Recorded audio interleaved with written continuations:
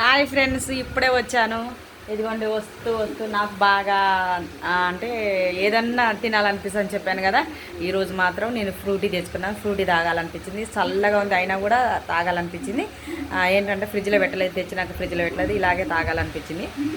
ఈరోజు మాత్రం నాది ఈవినింగ్ ఫ్రూటీ. ఓకే ఫ్రెండ్స్, మీరు టీలు ఈవినింగ్ తాగుతారా తాగరా కామెంట్స్లో కామెంట్ చేయండి.